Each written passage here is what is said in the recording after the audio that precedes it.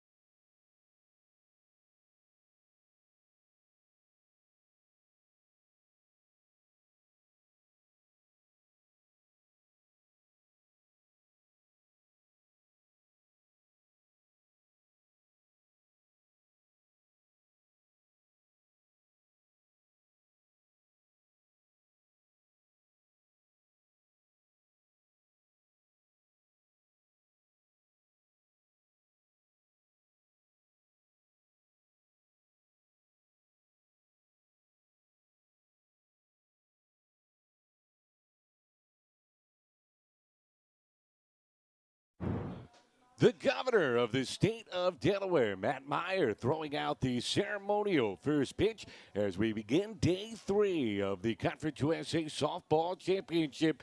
A big stage and big stakes as the winner of this one heads to the championship game on Saturday.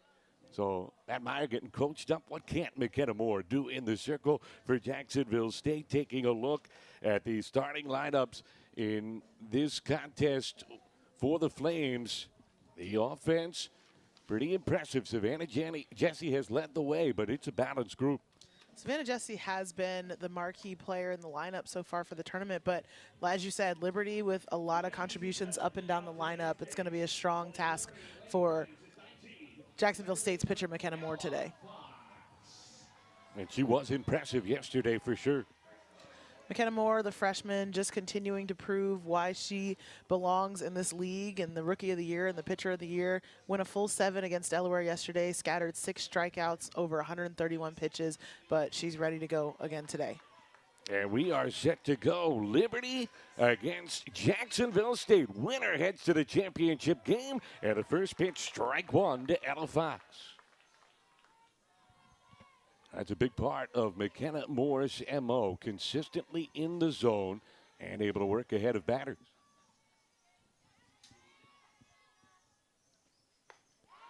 Late cut, 0-2. She's not afraid to use her defense either.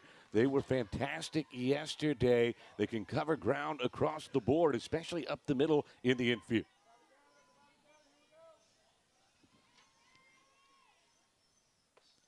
We talked a lot about the middle infielders for Jacksonville State yesterday. Aria Davis making a couple of really critical plays that often go unnoticed because she's so athletic and you just get used to her doing it, but those were run-stopping plays that she made yesterday. It was a big one, too, with a one-run lead that kept momentum on their side as they pulled away from Delaware after that, 7-0, as Fox sporting another pitch from Moore.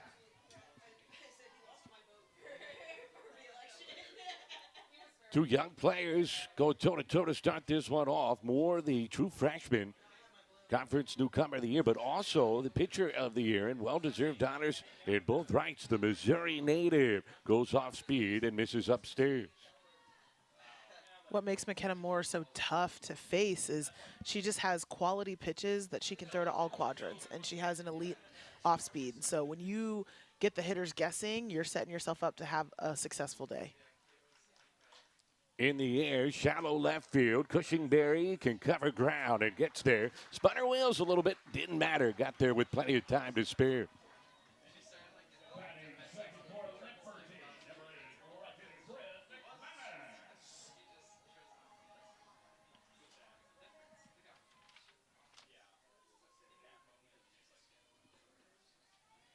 So here comes Bryn McManus, right fielder and right-handed hitter. Here for the Flames, first pitch swing and a drive to center field. Now Lekowski had it played perfect, drifts underneath, and a quick second out from Moore. Loud contact from Bryn McManus. She has been laser focused as well, doing a really nice job in the two-hole so far this tournament, but now Lekowski with a beat on it. Nothing will face Morgan Nowakowski, but a line drive right outer. She's seen everything over the course of her college career. Savannah Jessie can face an opposing pitcher the way she has performed so far this week. 5 hits, 6 RBI. She started it right off the bat in the first game against Louisiana Tech, an early home run, en route to a lopsided Liberty win. 1 ball and 1 strike to her here. Yeah, and when we talked to Coach Dot Richardson after that first win, I asked her about Savannah Jessie, and she said she was not surprised that she was having this kind of a tournament because of how well she has been looking in the cages during their practices during the week. And so she was excited to see her break out of what was a little bit of an offensive skid, but she was not surprised. She has been so rock solid, consistent all season long. Didn't panic when she hit that little skid late in the season. Her teammates kind of looked at it funny because they had relied upon her consistency, both in terms of her leadership and her production. But she turns it on when it matters most and works herself another hitter's count. Wind blowing across the field left to right. It is a picture-perfect day. We're expecting to get into the low 70s temperature-wise as Jessie lays off the elevated pitch and the first base runner of the game, a 2-out walk. McKenna Moore trying to use a little bit of that upspin and that up movement to get Savannah Jessie to potentially hit a lazy fly ball. Jessie does a good job of working the zone there. So here's Alexia Carrasquillo, the DP righty hitter, all-conference performer. Takes on the inside corner, strike 1. Jim Cooper calling the balls and strikes here in our opener. Jose Travis works at first base. Thomas Bills at third. As you see, Carrasquillo a homer this week. And goes the other way, shoots it foul off the fence in front of her bullpen.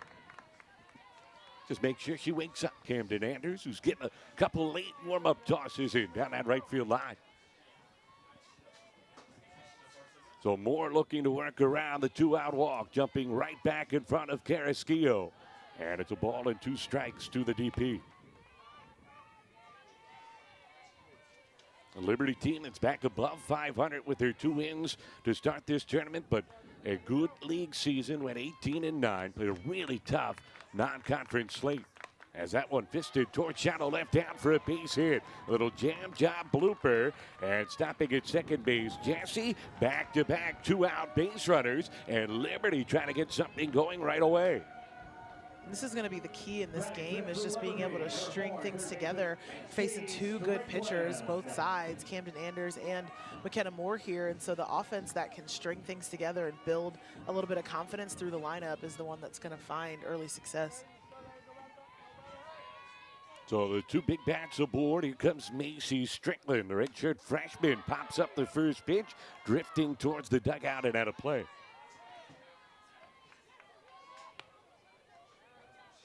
Noticing anything different in the approach from Liberty than what we saw yesterday against McKenna Moore from Delaware? I think they're being really aggressive. You know, I think I mentioned in the game yesterday against Delaware, I felt like they had room to attack a few more early pitches because McKenna Moore, as she did there, when she gets ahead, she likes to go to that off speed, and it's tough to handle. And so Liberty seems to be jumping on her pitches a little bit earlier in the counts and having good results. 2 on, 2 out. In the first, Liberty looking to strike first as that one finds the zone, and it's 1-2. Well, when you have two teams who have not allowed a run yet in this tournament, the first score of the day certainly brings that much more importance. Liberty trying not to waste any time to get it. A 2-2 to Strickland. Yeah, that first run is definitely going to feel like a big one. And the team that surrenders that first run, that puts that much pressure on the offense, knowing that the other pitcher has had a really strong tournament so far. Called third strike. Strickland catches the upper inner portion of the zone, and the backwards K gets her out of a tight spot. Liberty strands a pair as McKenna Moore does what she does best, a strikeout to end a scoreless top of the first.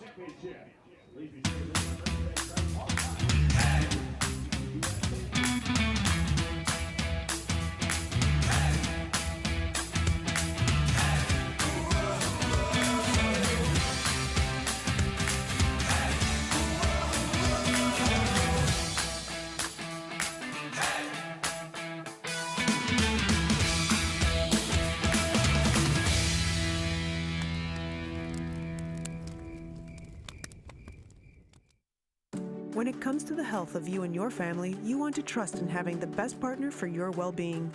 Ranked a top hospital in the region, that's exactly what you'll find at ChristianaCare. Because you deserve excellence from your physician, specialists, nurses, and staff, with safe and convenient ways to get the care you need. And at ChristianaCare, we add in something special: love. It's at the heart of everything we do, and we do it all for the love of health. Your health. Hey, grab me one too.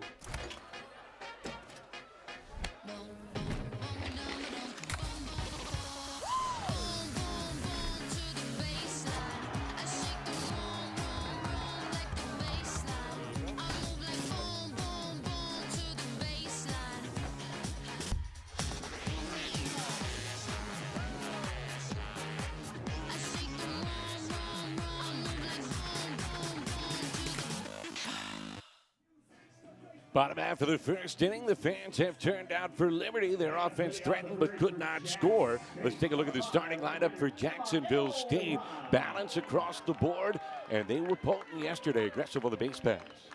Yeah, we're highlighting Morgan Nowakowski, but down at the bottom of the order, JC Underwood had a really big game for Jack State yesterday, too, scoring a couple of runs and with a couple of big hits. And now they've got to deal with Camden Anders, who's been almost perfect. Camden Anders, again, going back to what Coach Dot told me, she is locked in. She said you can see it in her eyes, and when you get a glance, when the camera goes in that face mask, we can see it up here too. She is not going to be denied. The game face is strong as she has to deal with Emma Elrod to start the day, and misses outside for ball one.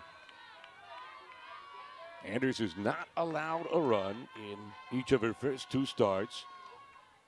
5-inning complete game in the opener against Louisiana Tech as Liberty won via the run rule. And a ball and a strike to the right-handed hitting right fielder. Elrod, another productive day yesterday. Exactly what you want out of your leadoff hitter, on base and moving runners.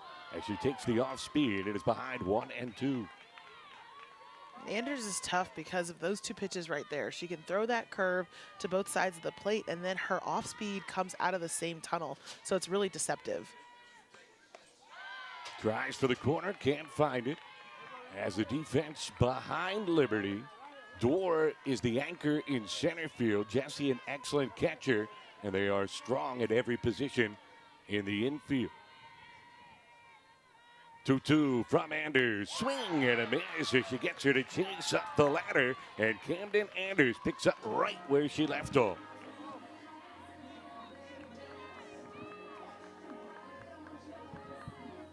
Batting second for Jack State. Center fielder Morgan. Yamakowski. Anders can change eye level, and you mentioned her ability to change speed and that heavy spin. It's quite the combination as she faces quite the hitter, Morgan Nowakowski, on base 3 times yesterday. It was her hit in the bottom of the second inning that blew the game open, turned a 1-0 contest into a 4-run advantage as she's ahead of the count 2-0. A hard hit liner to center that caromed off of Delaware outfielder Allie Nankiville. She circled to third as she takes upstairs, and then on an errant throw in, it trickled to the dugout, got through the opening, and because Nowakowski had hustled to third base, she was awarded home, and 3 runs scored on the play. And that pretty much sums up Morgan Nowakowski. Hit it hard and run the bases hard as it's 3-1. And that's indicative of just how Jack State plays the game, right? They're going to hustle. They're going to take every advantage that you can. A couple of the base runners that were on in that inning had reached on free passes. What a play at first base. So the line drive, lunging out, Brooke Roberts to make the grab. Great play.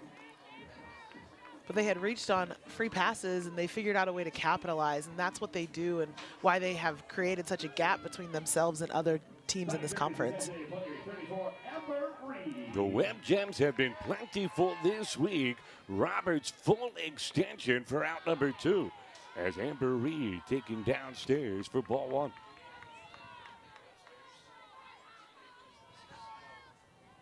I mentioned the infield for this Liberty defense. It's not a position where there is any weakness. Roberts capable of playing multiple positions out there for Liberty. Really, they have 3 kids that could play any position you asked in the infield.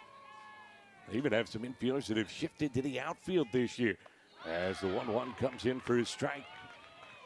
Well, that experience of playing different positions really equips them to understand timing, pace, decision-making, positioning, and so it just gives them a leg up defensively. Anders looking for a clean first, or 1-2. Good layoff from Reed.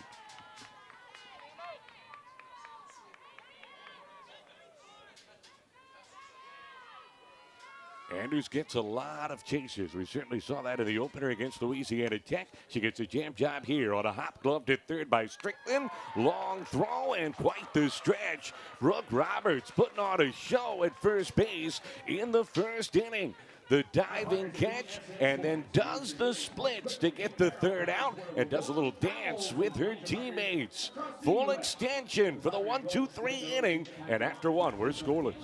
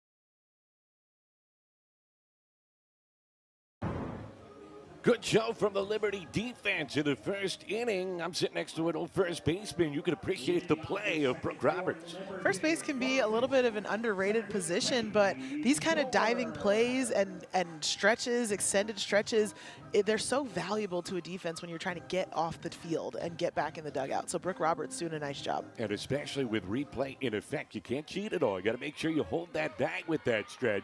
And Roberts did a good job to make sure she did. Paige Dorr will lead off the second inning for Liberty. Lifts the first pitch in the air to left center field. It's deep, but not deep enough, as Cushenberry able to make the grab on the warning track. Kudos to you for letting me get away with old first baseman, by the way. I did hear that. I was gonna say something to you about that later, off air. That was we were gonna handle it off air. Poor choice of words. No, it's Former okay. first baseman is the word I was looking for. Is Danny Lee, a young left fielder, comes up and chases the first pitch from the young pitcher McKenna Moore. McKenna Moore starting to look a little bit more comfortable, coming into this game, settling in a little bit, working her spots.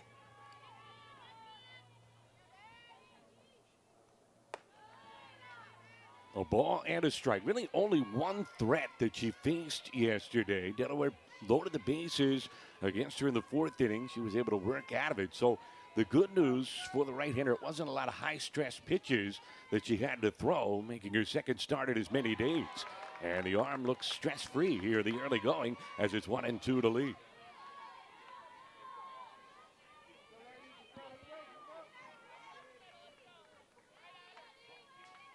Lee off to a slow start this week, but a natural hitter takes upstairs. So good offensively. They didn't have a spot for her in the infield, but every time she got an at-bat, she put together a good one, hit it hard somewhere, and they had to find a place to play her, so they said, let's try left field. And she has more than held her own as she works the count full here.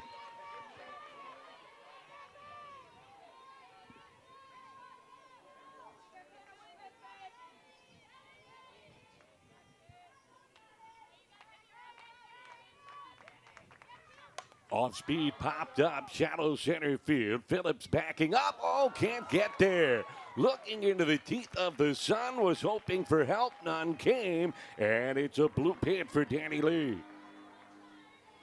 That's one of the tough parts about this tournament is the games are all occurring at different times, and so Jack State played at a different time yesterday. Sun was in a different spot, so it's a matter of just kind of getting comfortable and figuring out what all the elements are doing there. Think that one had some spin on it. If only my lob wedge could do that, the way it backed up when it hit the turf. Here's Roberts, got it done defensively. Now looks at ball one from Moore.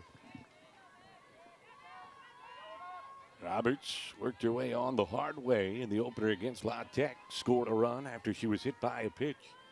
That completely closed stance from the left side of the box. And ahead of the count, 2-0. And old school, too. No batting gloves up there for Roberts.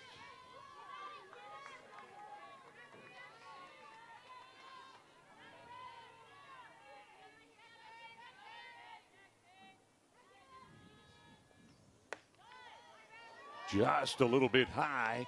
Jesse was such a good job framing it back there for Liberty. And no slouch in her own right. Michaela and Kaiser, two really good catchers at drawing calls from the umpires. As that one finds the corner on cue, Kaiser able to bring it in there. Yeah, Kaiser does a nice job of sitting quietly, communicating with McKenna Moore and making sure that she's getting what she needs and being able to navigate the strike zone.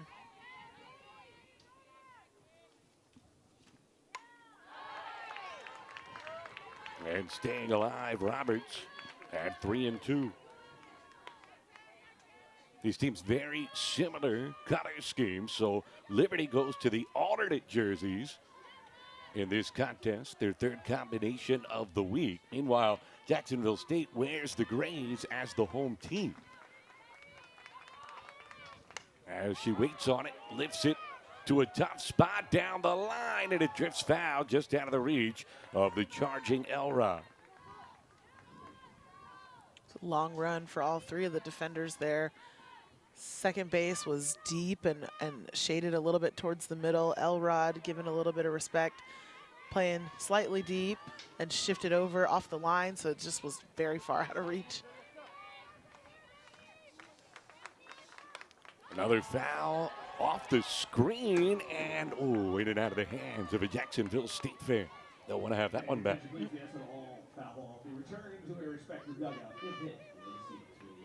Tough play on the ricochet, though. Change direction.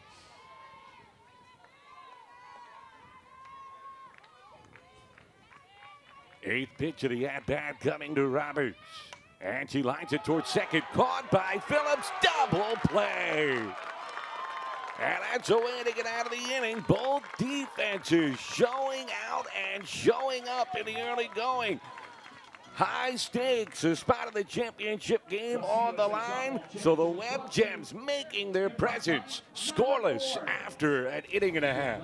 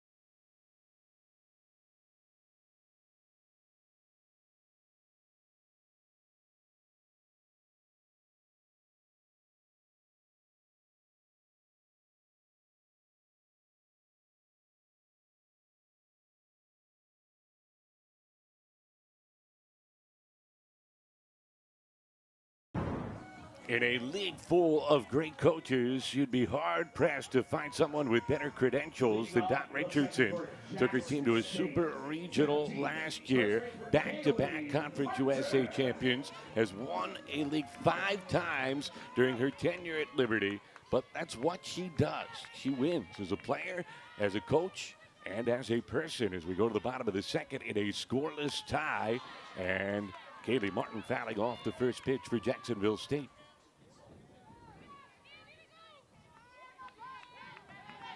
Martin worked a walk yesterday as Camden Anders still in the circle here for Liberty, who was not allowed to run all week long, making her 3rd start. As that's fouled first base side. You've got a chance to catch up with Coach Richardson a couple times this week. That is a high-energy human being. She certainly is, and she is like that all the time. Not just after the wins. You see her on the recruiting trail. You see her out at the grocery store. Like, that is who she is. She has a real zest for life, and she loves influencing young people, and she's doing a great job with it in this Liberty softball program. Well, when you think about all she has accomplished, as that one misses upstairs, she's won a national championship, 2 gold medals as a player. We talked about her success as a coach, but also an orthopedic surgeon before she got into coaching. You have to have a lot of energy to get all that done, as Anders gets her 2nd strikeout of the outing. Can you imagine if you were wheeled into the operating room and your orthopedic surgeon showed up with 2 gold medals around her neck? That would be incredible. Oh, no. Know if they could quite get those free of germs enough to get into the operating room. But look at the success over the years for this Liberty program under Dr. Doc, as we better give her credence as Davis takes ball 1. And she is fun to talk to. She can be motivational in one sentence, deep thinker in the next, and then can also break down the game as well as anybody, as it's 1-1 to Davis. And you can't say she does not care about her players.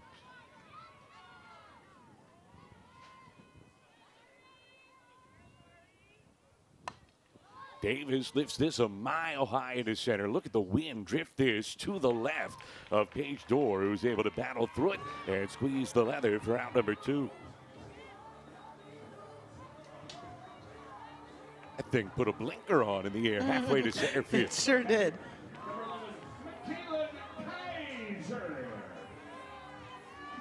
Dorr as sure-handed as you'll find in the outfield this week, as McKaylin Kaiser, the catcher, taking strike 1 from Anders.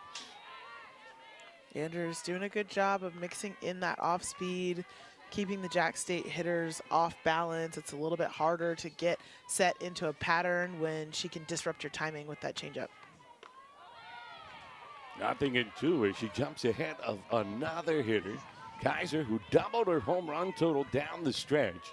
And she did it by stop trying to hit home runs, just trying to make contact. That's her goal now, but can't do it as she chases away. Anders bookends the frame with strikeouts. Perfect through 2 innings. 6 up, 6 down, scoreless after 2. Hilton, Sandusky Beach golfers who aren't spas, but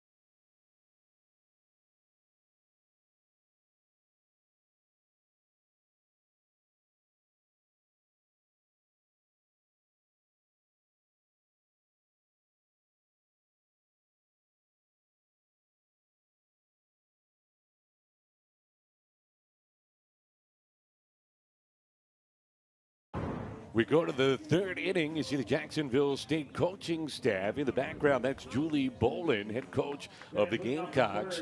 Only her 2nd season in charge of the program, but more than 2 decades with the Gamecocks. She was on the staff of Hall of Famer Jana McGinnis, and we talked to a coach and learned something. Talk to Julie Bolin. She has quite the way of communicating the complicated and making it seem simple, as she watches Savannah Watley take ball 1 from her ace, McKenna Moore. It's become so uncommon to see coaches stay at one school for 5 years, let alone over 2 decades. And Julie Bolin just biding her time, getting her opportunity to take the helm and making good on the foundation that she and Jana McGinnis and the rest of their coaching staff have put in place, and being able to continue to elevate the program. And they have built such a special culture at Jacksonville State. We talk to anybody around this league, and they will all discuss how friendly, polite every kid that plays for the Gamecocks is. You can say the same about Liberty, and especially unique about Jacksonville State, their entire starting lineup, homegrown, not a single transfer amongst the group. They're not opposed to taking transfers, but they have not needed to because they have been able to stack recruiting classes, which is certainly the exception these days. Absolutely. And, you know, the investment in culture and making your players feel like they belong, and that their program is a place where they can get developed and get invested in, is understated, especially in the transactional nature of college sports today. So it is certainly a unique feat. Payoff to Watley. She fouls it away. And another long battle here as we start the 3rd inning. Liberty has managed 3 base runners to this point. They stranded a pair in the 1st, as Moore did a good job snuffing out a 2-out rally, and then got a line drive double play to face the minimum in the second.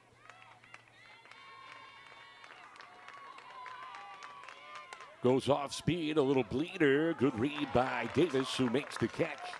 And one down to start the top half of the third. I think what I like the most about watching McKenna Moore pitch is how consistent her cadence and her routine is. She works at the same pace regardless of the game situation. If somebody's fouling off a lot of pitches, she's got runners on base. It's just so consistent. Especially unique for a freshman as she's out in front of Ella Fox for strike one. More top five in Conference USA in ERA, in batting average, in strikeouts, and in wins. Top 10 in innings pitched. As a poke shot into left, backing up Cushingberry, holds the ground to make the grab, and quickly 2 away. I think the value of that cadence that McKenna Moore sets is her defense can work along that, right? They're not riding the up and down of, oh, she's speeding up. A lot of times pitchers, when they start feeling the pressure, they might speed their pace up, and she's just very steady Eddie. Here's McManus, first pitch swing, and that'll drift out of play, first base side. Moore also does a good job fielding her position. Really not much she's not good at. A solid athlete. In high school, she was a track standout, as well as her softball exploits at Green Valley. As it's a ball and a strike to McManus. McManus has had a good week. 0 for 1 today, but 4 hits in the first 2 games. Trying to keep it rolling here. And grounds it the other way, getting in front Phillips and getting the out at first base. So there's a clean inning for McKenna Moore as she calms the Liberty Bats. We're through 2.5, still looking for our first run. Being strong doesn't mean going through it alone. Mental health matters, just like physical health. It's okay to feel overwhelmed. It's okay to ask for help. Talking to someone can change everything. Your mind needs care too. No shame, no stigma, just support. We're teammates on and off the field. Your story matters. You are not alone. We see you, we support you. Let's break the silence together. Mental health is part of the game. Let's continue the conversation. And we're training some of you to be educators, some to go into business, others into government, some into the ministry of the gospel, others into the sciences, the arts, athletics.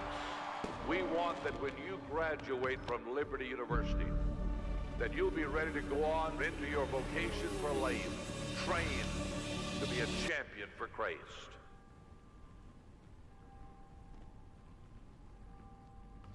What if the spark you've been chasing found the right place to catch fire? At Jacksonville State University, curiosity becomes action. Ideas get tested, shaped, and launched. Every challenge is a proving ground, and every day, another chance to rise. For dreamers, doers, difference makers, and those who want more than just the degree. Where learning, competing, and winning is a Jack's state of mind.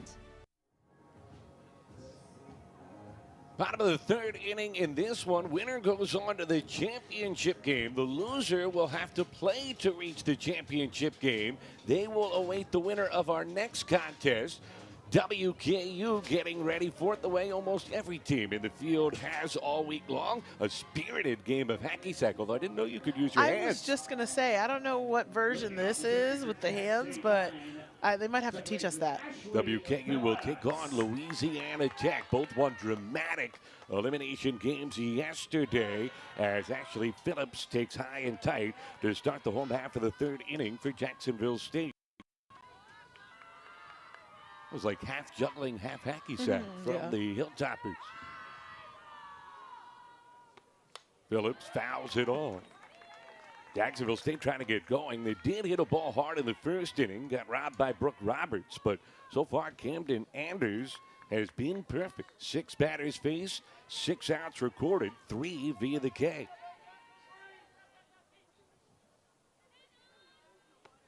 And a pop-up into foul ground. Roberts gives ground to Fox, who comes over and makes an over-the-shoulder basket catch.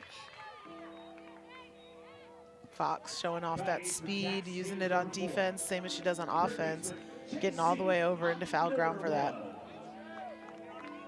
Not sure where she came from, but Roberts was awful happy to see her.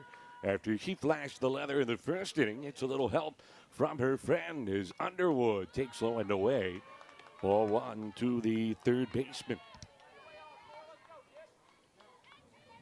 Now, we mentioned neither team has allowed a run this week. Liberty getting shutouts day one and day two, as that's fouled back. Louisiana Tech and WKU in succession. Meanwhile, Jacksonville State blanking the host Delaware Blue Hens yesterday. So the offenses knew they'd have their hands full. Underwood riding a perfect day yesterday. 3 hits from the bottom of the order, and she drives this one to right field. McManus near the chalk makes the catch. Good contact, but 2 outs in the third inning. Out the order for Jack State 23. The left fielder, Haley Cushing-Berry. Normally when the wind is blowing across the field here at the Delaware Diamond, it carries the direction it's blowing. Seems to be getting knocked down almost everywhere in the air today. That one blew hard left to right, but didn't get much carry as Cushing-Berry tried to slap one and came up empty. Yeah, we've even seen some of them come back towards the infield, and so that's going to be really important for the outfielders to keep an eye on as the day perhaps gets a little bit warmer. Maybe the wind will stop, or maybe it'll change directions altogether. Just like it stopped as soon as we started talking about it. I promise you, it was gusting a moment ago as it's 0-2 to Cushing-Berry. Well, that's life here at the Delaware Diamond. It's nestled right on the edge of the athletic complex here at the University of Delaware. So a bunch of different wind tunnels you got to deal with as that is lined foul off the light on top of the dugout, third base side. Whatever that light bulb's made out of, I want to put on my windows. It's shatterproof.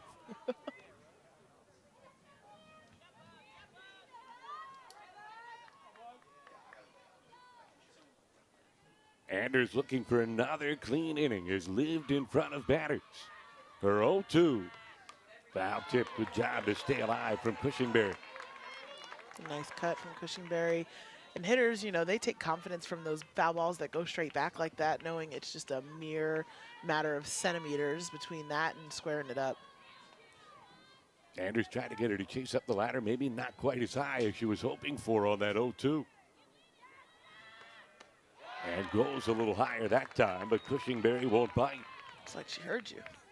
That's a scary thought if you're Liberty. Cover your ears. Flames doing just fine without any outside assistance right now. Off speed, bounced up the middle, backhanded by Fox. She can't recover. And able to reach Cushing-Berry to extend the third inning. Fox, a nice job ranging to her right up the middle, but just lost the handle on that second hop. It kind of was an in-between hop transfer. It looked like she was going to make the throw, knowing that Cushing-Berry has good speed. And it was going to be an off-balance back foot throw. And so she definitely rushed it. Inning continues. Elrod the batter and takes strike one.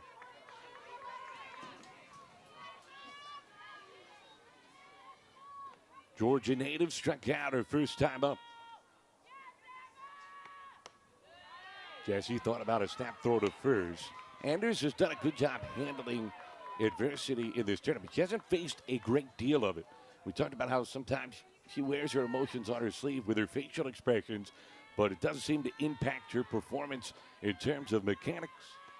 As a jam job pop up, and Fox gets redemption right away. Makes the catch, and the 2-out error is stranded at first. 3 in the books. A nice pitcher's duel unfolding. Still in search of our first run.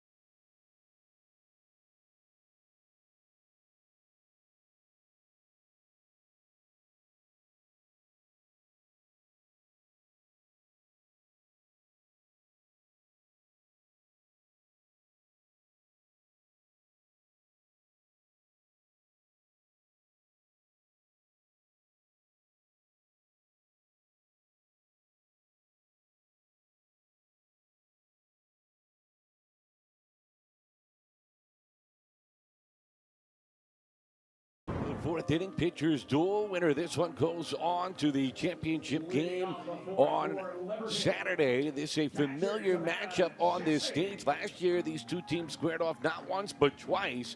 Jacksonville State got a critical win, but then Liberty made amends, got to the championship contest, and shut out the Gamecocks to earn the automatic berth. And they made the most of that berth as they went and shot Texas A&M and advanced to the Super Regional as Savannah Jessie takes ball one to start the fourth frame. And this year, a different Liberty team. 6 pieces back from last year's accomplished squad as Jessie fouls that one away. But all in different roles. And they played a really challenging non-conference schedule. They lost some close games against those good teams. And the Liberty coaching staff thought they panicked just a little bit. Started to press, and it started to snowball on them as a result. As Jessie turns on this, lifts it to deep left, and that one is brought back! Cushingberry robs her! What a grab! Excellent job by Cushingberry out there in left field, battling the wind, battling the sun, battling the fence, doing everything she can to haul in that deep ball from Savannah Jessie. Paging Sports Center top 10, look alive. What a grab from Haley. Not all robs are created equally. That was larceny. And Carrasquillo taking downstairs for ball one. That'll send a jolt into a ball game. Well, no one loves it more than McKenna Moore, right? Knowing that her defense has her back.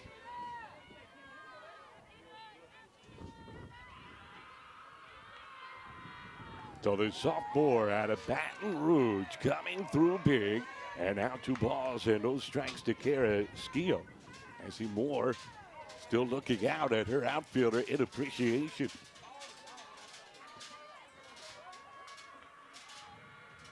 That comes inside.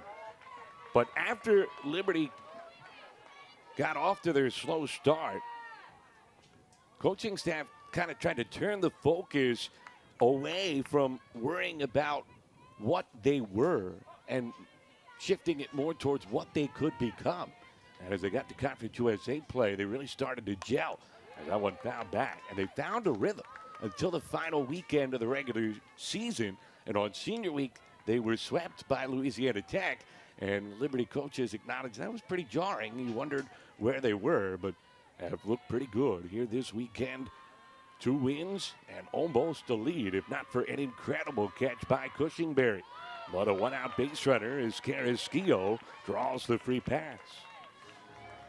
Yeah, it can be really easy, especially for teams that have had seasons of success, to come back the next year and those returners to expect for it to look or roll out just like it did the year prior, or even be better than it was the year prior. But when you've got new pieces and you lose pieces to graduation, you just never know how it's going to turn out. And so it's always an evolving process, and the coaches helping the team work through that is a really big deal.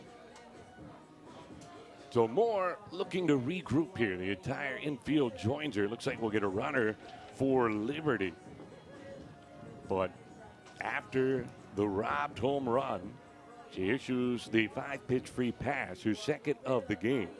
And now we'll have to deal with the dangerous Macy Strickland.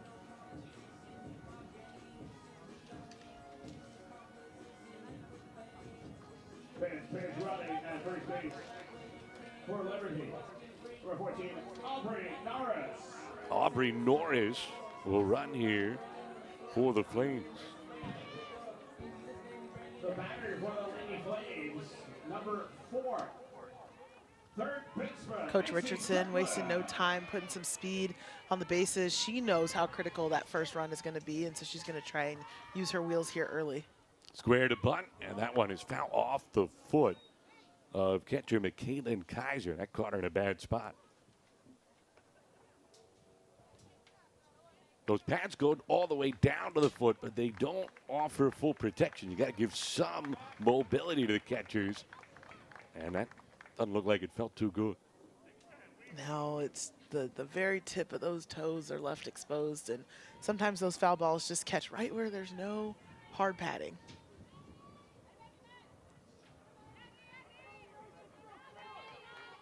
Having it one to Strickland. Georgia native who stands right on top of the plate squares again and takes a strike. So now buried in an 0-2 hole. Sometimes after catchers take those foul balls, they bluff the throw just to move around a little, it feels like, not with any plan to actually toss it. Just got to regain the feeling. Free mobility test. Yeah. Swinging away and fouling it back over our head.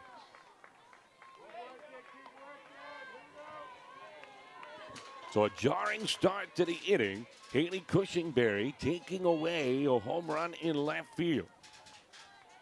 Then a walk, and now an 0-2 count to Macy Strickland. And a line drive center field with some carry. Now Lukowski able to make the catch on the warning track. And another loud out here from the Flames. They're definitely figuring something out against McKenna Moore, able to get their barrels behind balls and hit some loud outs like you mentioned. And so that's got to give Liberty's offense a little bit of confidence, but obviously they want to see the product. 2 down, still the walk at first base. The pinch runner Norris. And Paige Dorr, the batter, taking upstairs for ball one.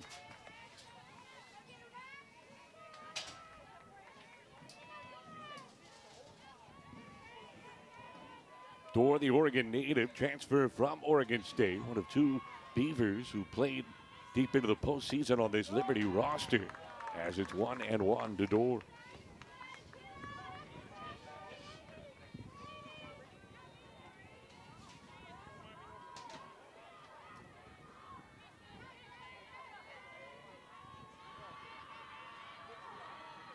Ground ball up the middle, backhand stop, and a flip from the glove gets away from Davis.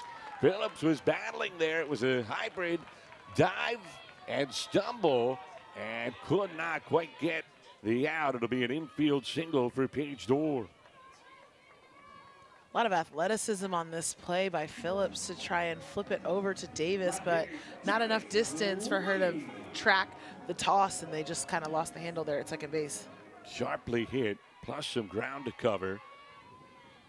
And that in between, do I do the full extension dive? How do I go down and get it? Here's Lee taking upstairs, ball one. Got her first hit of the week, her first time up, a single.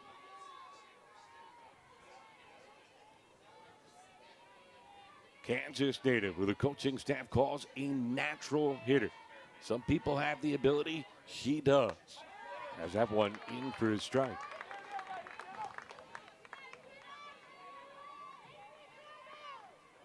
Wish anyone could call me a natural anything.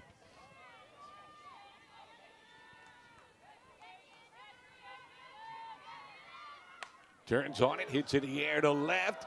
Again, back Cushingberry. This time she can't get it. Danny Lee goes yard, and Liberty takes the lead 3-0.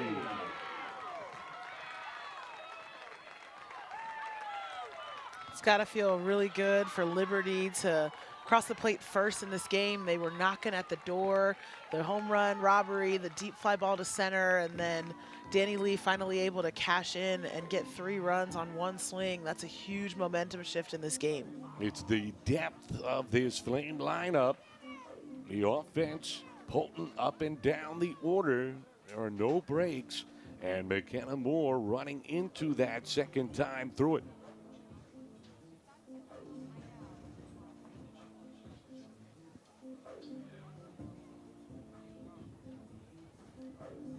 Went down to get that one, too.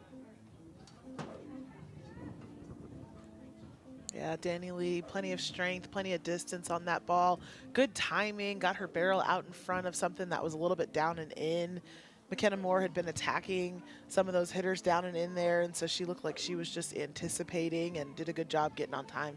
2-out offense, such a big part of the story this week. You know that's an X factor to always keep an eye on when you get to the postseason, and Liberty breaking through with 3 2-out runs here in this fourth frame as Roberts takes upstairs. I just want to point out, we just saw Savannah Jessie give Danny Lee that hug. Jessie, whose home run was robbed, comes over, right, super amped up for her teammate, and we heard from Coach Dot Richardson about how selfless of a leader Savannah Jessie is. And she showed that leadership there. The pop-up ends the inning. The frame full of fireworks, the 3-run homer from Liberty. It started with this incredible catch from Cushingberry. She was celebrating, and deservedly so, but it's Liberty who leaves the frame with a lead as Jacksonville State, despite the defensive heroics, down by 3.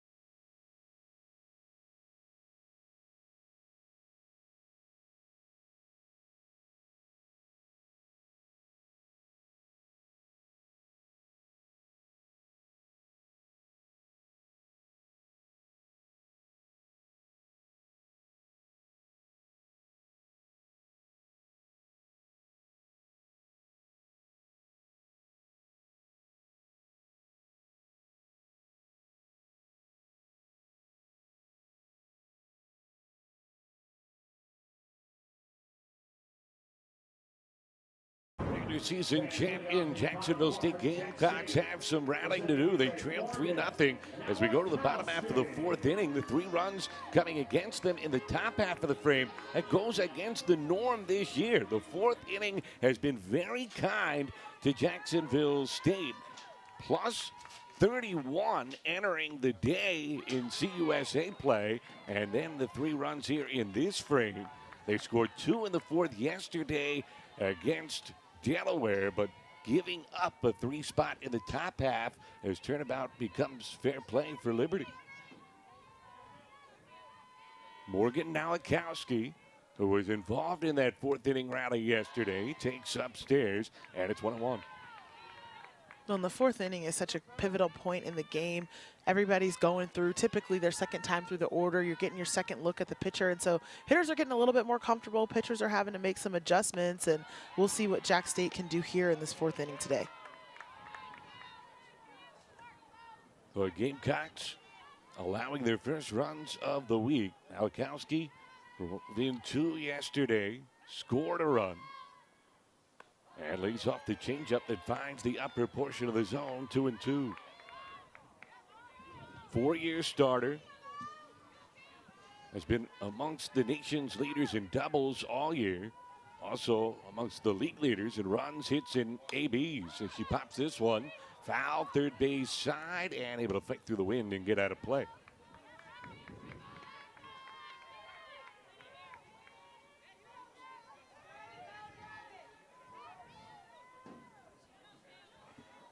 Nowakowski said she got great advice from her hitting coach this season, Haley Sims. Take control of your at-bats. Don't let the pitcher control you as she works the count full here. That's some great advice, and honestly, it can be taken multiple ways depending on the hitter it's being delivered to. And she works the walk, and a leadoff base runner, the spark plug for Jacksonville State, tries to strike again. Yeah, that advice from Coach Sims, right? It could be taking control of the at-bat physically or taking control of the at-bat mentally, right? Making sure on the physical side you're swinging at pitches that you're looking for, you're doing things mechanically, you're sequencing well, but even also just mentally, right? Staying emotionally controlled, staying in the aggressor's mentality. a lot of different ways you can interpret that. Amber Reed tries to go the other way, and it's dropped in left field. Danny Lee can't hold on, but great poise as they recover and get the force at second base. I've seen a couple of these outfield assisted fielder's choices so far in the tournament. Well, you can always worry about it once the play is over. And it's a good lesson. There is no whistle in softball, but play till the play is over, as that's fouled out of play by Martin.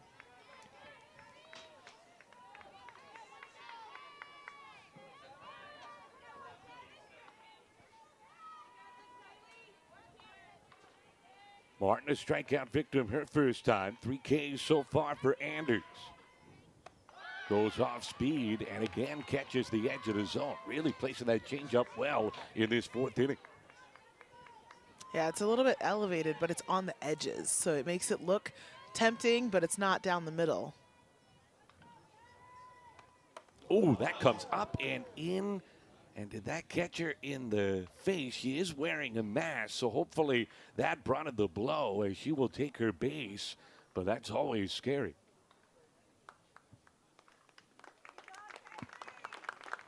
Athletic training staff immediately out to check on Kaylee Martin. Whatever she's feeling, she's still got her sense of humor. She had the AT staff laughing. Nothing funny about this. Ooh. Thankful you got the mask. Definitely. It still doesn't feel good even with the mask. But at least you'll be eating solid food later tonight. Certainly. That is the advantage. And now Jacksonville State, right? Got a little something going.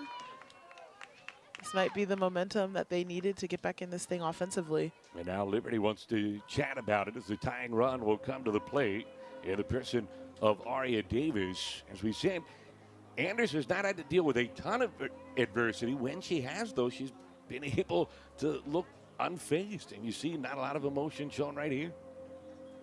You were joking between innings. Have we seen her crack a smile this week?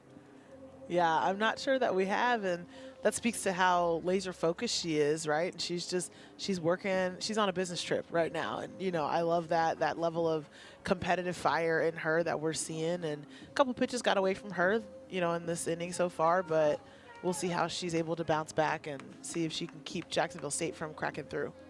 Well, early in her college career, her mom and dad gave her an idea what to expect. They both played at Arkansas Monticello. Dad played baseball.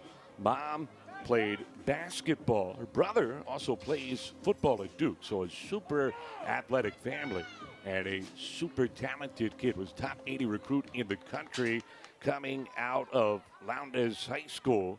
Started her career at Georgia Tech. Only played 6 games last year.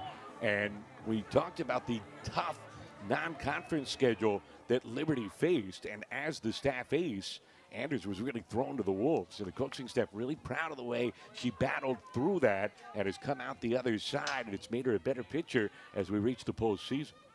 Yeah, sometimes you have to learn on the fly. You know, you've got to learn on the job, and she kind of got thrust into an ace role early in the season, and like you mentioned, took her lumps, but that's how you learn to adjust and you learn how to be a little bit different. Second time through the lineup, third time through the lineup, you just develop a little bit more strategy and skill. Aria Davis taking ball 1 with 2 on, 1 out, 3-run game. Winner goes to the championship game tomorrow as that catches the edge of Davis. Back-to-back hit batters, and the bases are loaded.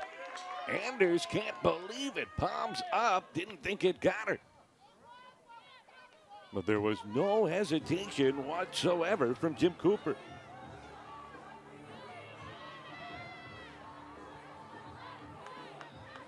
Looked like it caught the padding on the elbow on the way by. Ever so slight graze there, but Aria Davis was sold. And you know what? The padding helps 2 ways. It doesn't hurt. It probably made a little noise that Cooper was able to hear. So sacks 4. Here's Kaiser. And she takes a strike. Kaiser was up in a similar circumstance last week. Bases loaded. And Jacksonville State head coach Julie Bolin was down in the third base coach's box saying, don't you try to hit it out. Just put bat on ball. And she'll have a similar approach here and buried 0-2. Well, hitting it out is what Kaiser does. She's tops in this lineup today for home runs with 10 on the season. Wouldn't one here be a story maker? Fouls it back. The surge has come since she stopped trying to hit those home runs. She's got so much strength. She can trust the swing to do it. She's got to focus on putting that on ball. She's really bought into that. But Bolin was joking, sometimes those power hitters, you get these big situations, thoughts dance into their minds. As she tomahawks this one, foul third base side. Those power hitters, they love the moment. The moments are fun. You would know as well as anyone. But you can't force the moment. That's one of the hardest parts of this game. The harder you try sometimes, the worse it goes. Absolutely. Battling down to the count. Infield in with 2 strikes, and she fouls it away again. Well, and to Kaiser's benefit in this situation, there's only 1 out. So there's a lot of ways that she could score this run from third base. Just needs a fly ball, ground ball to the right side, pass ball that she lays off of. There's just a lot of ways for her to get the job done here. It doesn't have to be the long ball. Ball got loose from the bullpen, and so time was asked for. No one noticed it in the infield, and finally the entire Liberty team screaming at the umpires got the attention. Now the 0-2, foul back.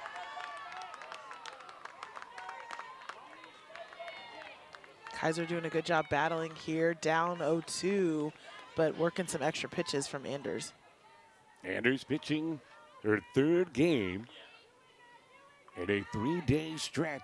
Has not allowed a run yet. And gets a huge strikeout as Kaiser chases up the ladder. Number 4 for Anders, and maybe her biggest of the week.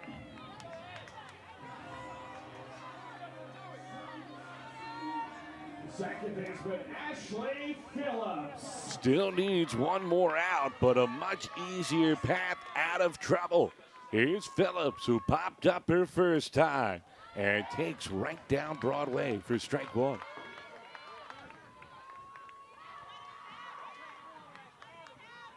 If you're Jacksonville State, don't need to get it all back right here, but would like to get something as the off speed gets Anders ahead 0-2. Anders doing a good job just leaning into the moment, trusting her pitches, and attacking Phillips in this at-bat. Good layoff from Phillips, a ball and 2 strikes.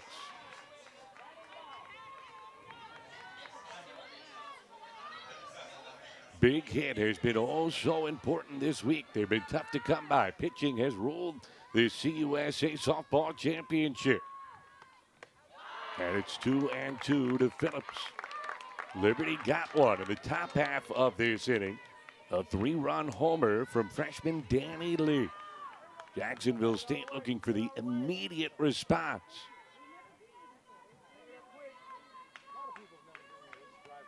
And a pop-up. Who wants it? It's Roberts making the catch, and Anders gets out of the jam. What a job by the sophomore. Has dominated all week and deservedly fired up. The shutout still intact. The lead stays at 3. Being strong doesn't mean going through it alone. Mental health matters, just like physical health. It's okay to feel overwhelmed. It's okay to ask for help. Talking to someone can change everything. Your mind needs care too. No shame, no stigma, just support. We're teammates on and off the field. Your story matters.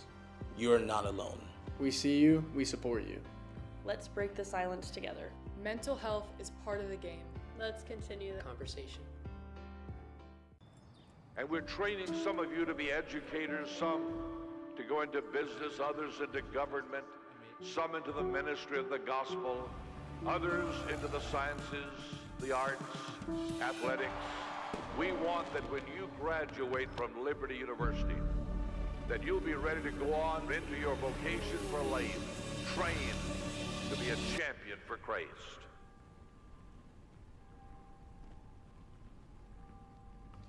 What if the spark you've been chasing found the right place to catch fire? At Jacksonville State University, curiosity becomes action. Ideas get tested, shaped, and launched. Every challenge is a proving ground, and every day, another chance to rise. For dreamers, doers, difference makers, and those who want more than just the degree, where learning, competing, and winning is a Jack's state of mind. We go to the 5th inning, Liberty having some fun. I'd dance too if I had a 3-0 lead, especially when it points to success through 8 games of this Conference USA Softball Championship. The first run has resulted in 6 wins. Regular season champs trying to buck that trend as they will have to come from behind, but leaving the bases loaded last frame, not making life any easier. Savannah Watley leads it off and takes a strike from McKenna Moore. Watley, the other transfer from Oregon State on this Liberty roster. So she has big-time postseason experience. Lines one the other way and down for a base hit. So Watley gets herself a leadoff single, and Liberty continues to be active. Their 5th hit of the game. Watley's been warming up as of late in this tournament. Her last couple of at-bats have just gotten progressively better as Liberty has continued to go into the depths of this tournament. So I know Liberty's 11 seeing her get rolling because she can turn that lineup over. Decision time here for the Jacksonville State staff. Julie Bolin out of the dugout. There was activity going in the Gamecock bullpen. Moore, who went the distance in the opener against Delaware.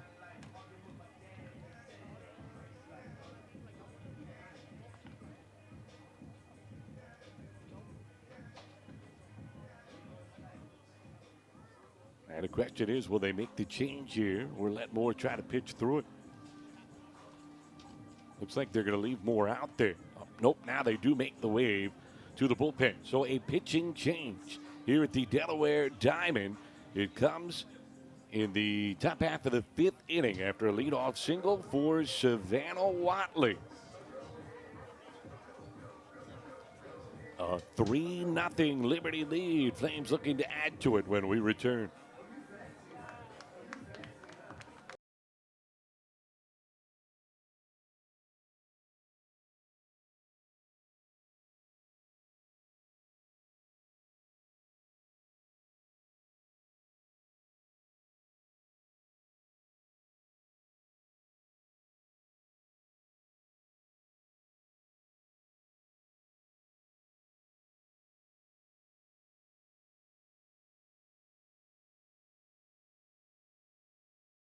Into the contest for Jacksonville State as we're in the top half of the 5th inning.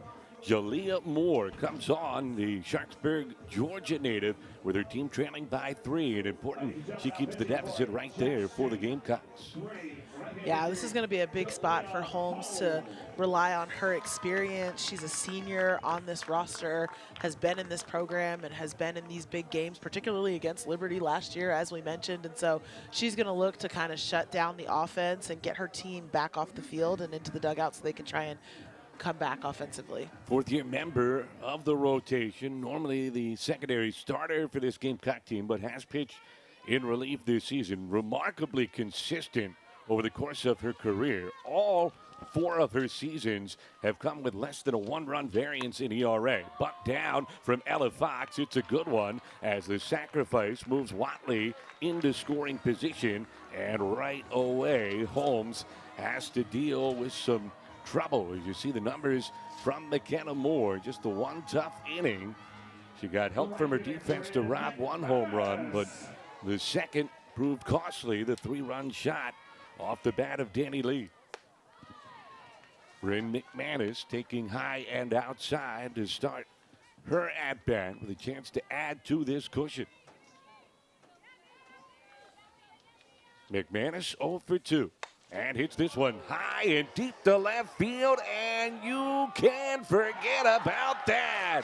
Even with Cushingberry's heroics out and left, nothing she can do. A 2-run shot for McManus, and it's 5-0 Liberty.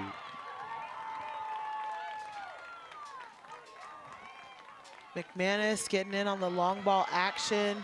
We had mentioned she's been seeing the ball really well and heating up in this tournament. She's got a couple of extra base hits, some doubles, but that's her first big fly in the tournament and a good time for Liberty as they push that lead to 5 runs. And the thing about McManus, she was due some good fortune as you watch the swing again. Liberty coaching staff said she led the team by such a wide margin in terms of hard outs early in the season.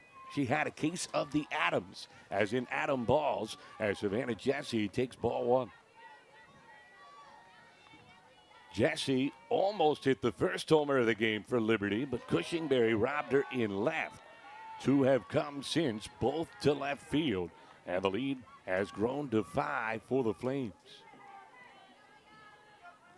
On a tough break for Jalea Holmes. It wasn't a terrible pitch. It was elevated, but McManus just did such a good job getting her barrel up above the ball. She almost tomahawked it out of here.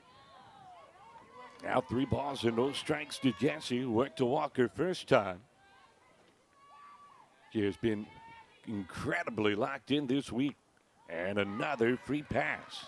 Feels like Savannah Jesse has established residency on the base paths. Already hit the home run in the opener. It's driven in 6. Had the home run robbed, and 2 more times at first base today. She's going to claim squatting rights over there on the base paths. Looks like Jesse will be replaced for a pinch runner here.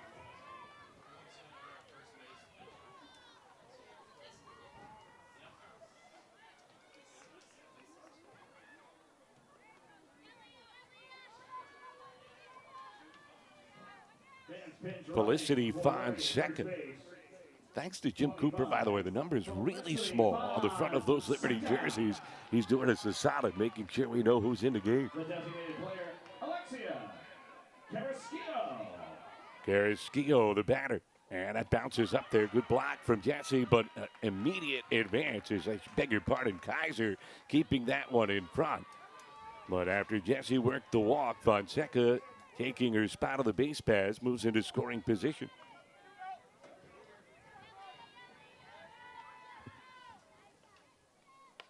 Popped foul, back and out of play. 2 times on base for Carrasquillo. Walked and scored a run in that 3-run 4th. 5 runs last 2 trips to the plate for Liberty and in search of more.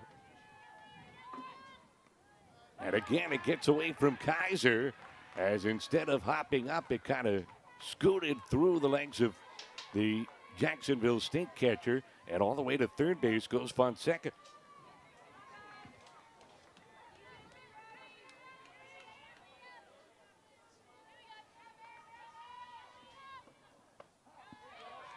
Good job to find the zone from Holmes. Holmes just coming in. This is her first appearance in the tournament, and so big pressure moment. Obviously, the big home run from McManus. She's just trying to find a way to get settled in and record some outs here for the defense. Just missed a 3rd strike there. She wanted it. Instead of full count, infield in, as Jacksonville State's got to cut down the runs where they can now. Running out of opportunities as the winner goes to the championship game tomorrow. This is lifted to center field. Now Akowski trying to get in position to throw. Makes the catch. Fonseca tagging and scores. Sack fly, RBI. Carrasquillo makes it 6-0 Liberty.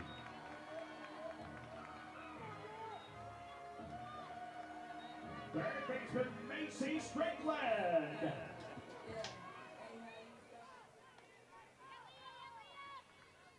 A happy bunch of Flames, and understandably so. Strickland, the batter. And that one just misses.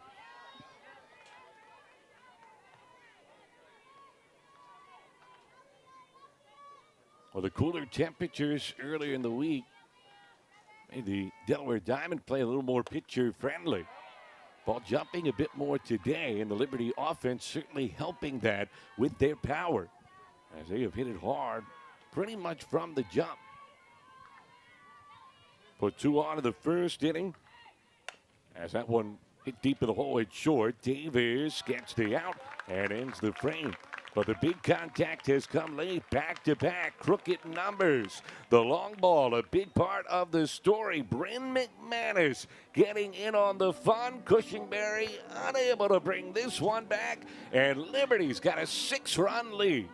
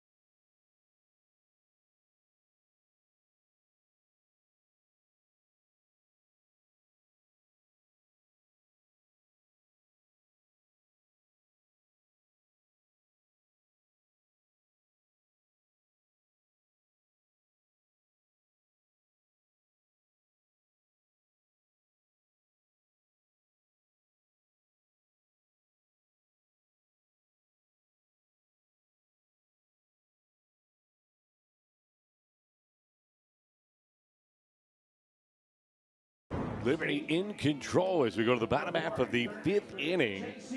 6 runs from the offense. And you can see what Camden Anders has done to this point. She's allowed 3 base runners, a walk, and 2 hit batters.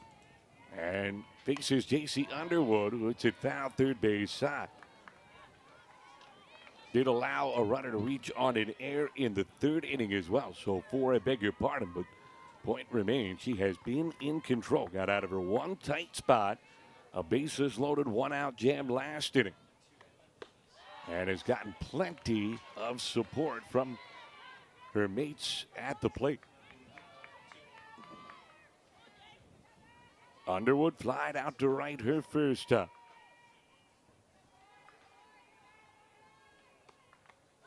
I do wonder if we won't see some relief coming out of the Liberty bullpen. Camden Anders having pitched all the pitches so far for Liberty in this tournament, and with a 6-run lead, I'd be curious to see if Liberty's going to go into the pen. Especially as a grounder to third, gobbled up by Strickland, gets the out, 1 away. There's a decent chance you will see Jacksonville State again. If this does not turn around, the Gamecocks would face the winner of our next game, WKU and Louisiana Tech, for a rematch with the Flames in tomorrow's winner-take-all championship contest. Cushingberry taking inside for ball 1. So how many times do you want to let them get a look at Anders? Although she is in the midst of something special right now, as the only activity in the bullpen is the youngsters having a good time at the moment.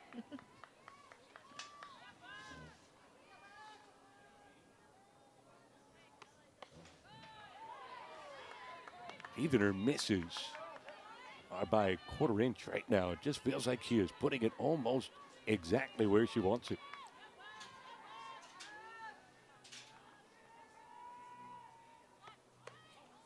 Behind the zone after Cushingberry showed bunt. Cushingberry draws a lot of walks. She has as keen an eye as anybody on this team. She also gets hit by a lot of pitches. The coaching staff said some people just have a knack, and she's one of those people.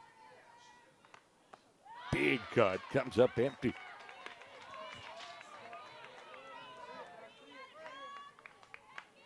We certainly saw the athleticism robbing that home run in the 4th inning. She can get up and works the count full. Yeah, that's just an outfielder's dream, right? To rob a home run in a big game moment. Fortunately, the other two were a little bit outside of her reach, but she still gave her best effort. Roller left side. Again, it's Strickland and 2 away.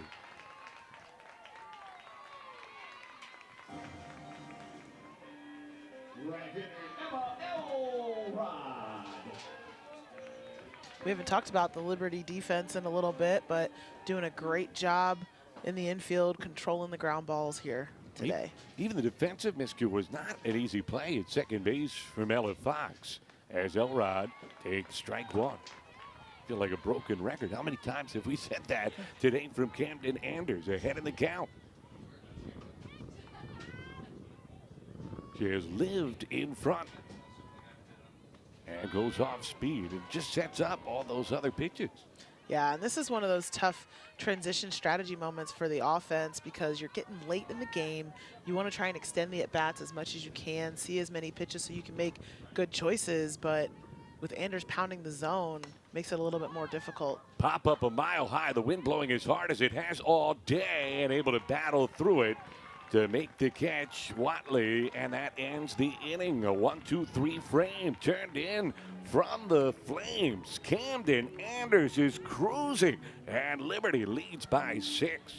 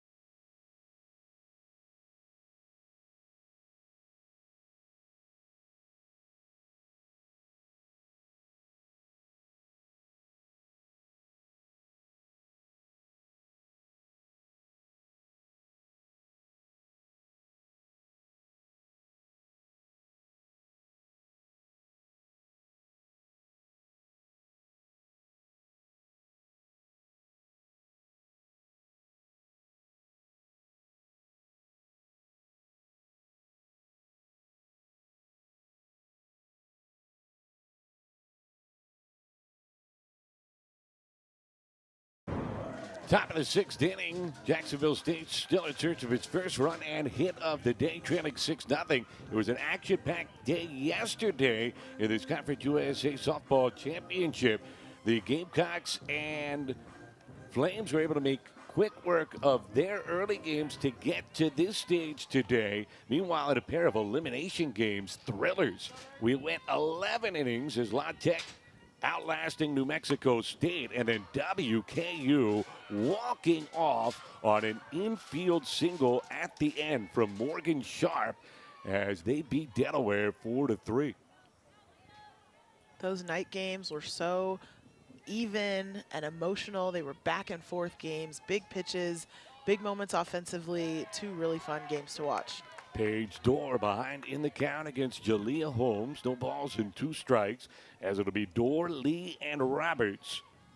2 up for the Flames, looking for more after they've scored 3 each of the last 2 innings, and they keep on hitting. Dorr goes the other way, and a 2-strike single for the center fielder.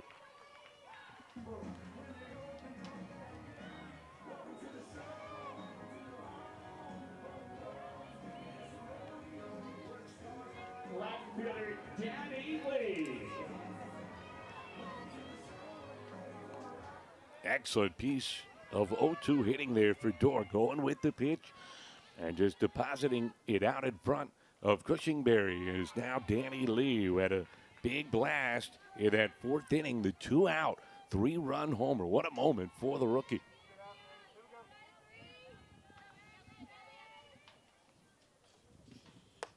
As that one comes up and in. It was a good time for Danny Lee to break through. We had talked about how she had a quiet tournament so far. She had I think a single earlier in the previous at bat, or a deep fly ball, excuse me, and then able to really break this thing open with the 3-run home run. And she just celebrated a birthday last week, so quite the belated present for the freshman out of Kansas. She'll wait even longer for another present like that as she swings through for strike 2.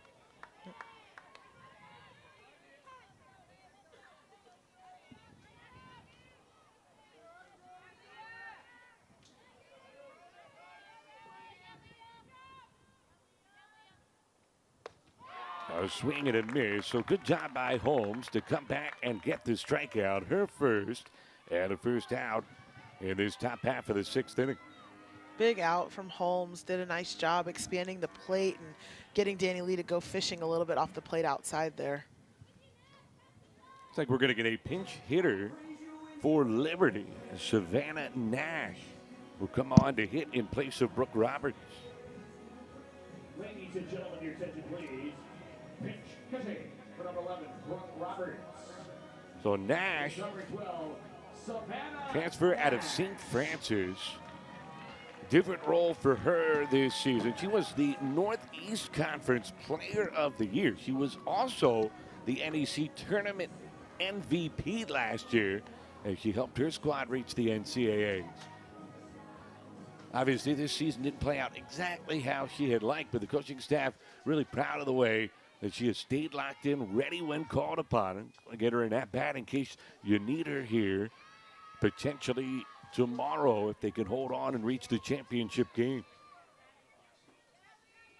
St. Francis making some choices in their athletic department, deciding to make some changes to their softball program. A lot of those players wound up in the portal looking for opportunities elsewhere, and Nash ended up at Liberty. Nash always looking to investigate the opportunity. She wants to be a detective when she's done school as she swings through this and is behind 1 and 2. And also got to reunite with her brother, who's on the ice hockey team for the Flames.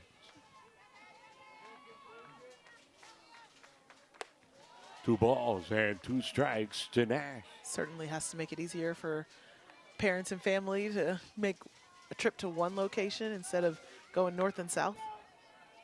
Go see Beatific Lynchburg, Virginia, nestled in the hills of Virginia, as that's fouled back.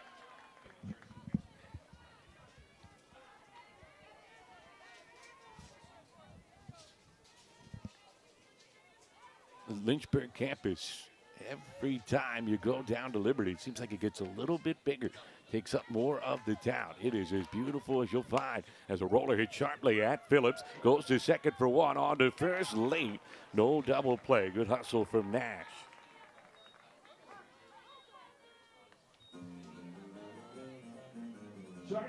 Yeah, construction always a sign of a healthy financial status, I guess you could say, right? Healthy economics on a campus. And so it's always fun to see campuses expanding and offering more to their students. World-class facilities down there as Watley takes a strike. 0-1 to Savannah. Now, speaking of family members, Watley's got a pretty famous one as she swings through it for a strike. Watley's cousin is Monica Abbott, one of the best pitchers in the history of the sport. Who knew? Well, you did, obviously. Liner towards third, goes foul. Holmes is doing a nice job settling in here. She's got a little bit more command over her pitches. She's getting ahead of hitters, ahead of Watley 0-2 here. So that's going to be good, because if the score holds and Jacksonville State does fall into the losers bracket, she's going to be ready with some experience in this tournament to back up McKenna Moore as they go through this tournament. Foul tip off the glove of Kaiser, and staying alive by the slimmest of margins there, Watley. But it's double elimination until the championship game. Then it turns to winner take all. So you get this late white clean if you're Jacksonville State, if you can win later today. As a liner to left, going to get down in front of Cushingberry. She thought about trying for another magnificent catch, but made a good decision to keep the runner at second base. Yeah, that's the right choice out there. It's tough sometimes for those outfielders because you want to put your body on the line and make those exciting grabs, but sometimes logic has to rule out. Let's be honest, she wasn't going to top the first one anyway, so you might as well play it cautious. Going to get a pinch runner here for Liberty. Brooke Roberts was going to come back in defensively anyway, so they'll use her speed at second base. Important runs here for Jacksonville State because it's not over yet. They still have 2 more at-bats, but if Liberty were to score these 2 base runners, then the run rule would be lurking. They'd have to score at least once to get their last try, as that's fouled back off the bat of Ella Fox.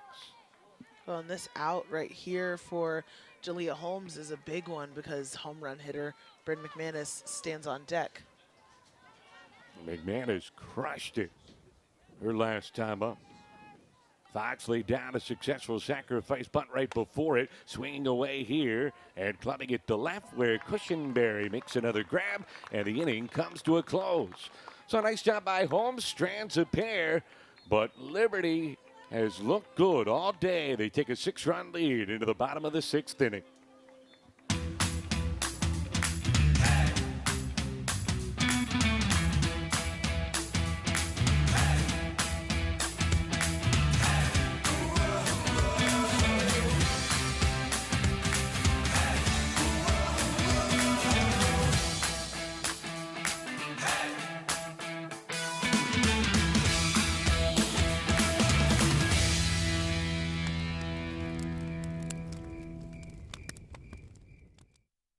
When it comes to the health of you and your family, you want to trust in having the best partner for your well-being.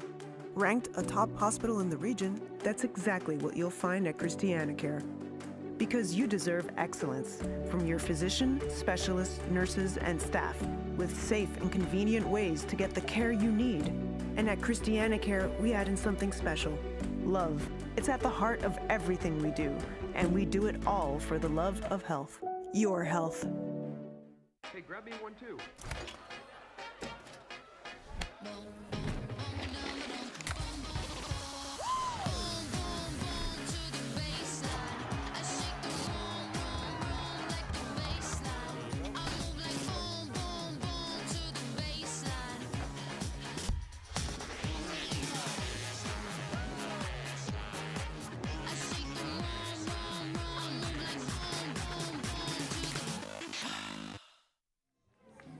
Uncharacteristic day for the regular season champs. It's been a tremendous season for Jacksonville State. They're 30 games above 500, 25-3 in conference play. But this is the first time they have allowed 6 runs against a CUSA opponent all season long.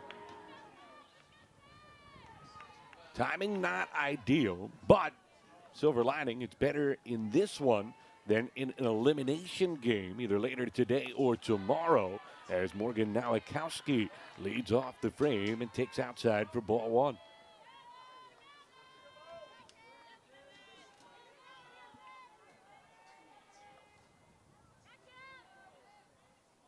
Off speed upstairs. Mentioned earlier that Julie Bolin took over for Jana McGinnis, the legendary Hall of Fame coach at Jacksonville State. And Nowakowski was there when Bolin became the head coach and said, obviously, it was a change inside the program. We all knew Coach Bolin. And for her personally, as much as she loved Coach Mack, she was pretty excited because it was Bolin who she was closest to on the coaching staff, and she was her primary recruiter. So it was a very comfortable choice for Morgan. And obviously, it has proven to be the right choice for the Gamecocks, as they have had tremendous success under Bolin in her 2 seasons. Swing and a miss for strike 2. Well, and talking about the team culture, sometimes that transition from assistant to head coach can be a little bit jarring for the person in the driver's seat, for the head coach, because your relationships sometimes might feel a little bit different. You're the person now that, like, the final stamp, right? The rubber stops with you, and so it can be a little bit of a transition period. But Coach Boland, such deep ties to the program and good relationships with all those players. I'm sure that transition, probably while different, was seamless for her. Upstairs, full count to Nowakowski. You're so right. I remember a coach once told me after she went from being an assistant to a head coach, I went from the ultimate players coach. I still had an open door policy once I moved to the head coach's offense, but nobody went through the door anymore. I had to go remind them I'm still the same person. Yeah, something about that title change. It really just makes people look at you differently. Heavy is the head that wears the crown.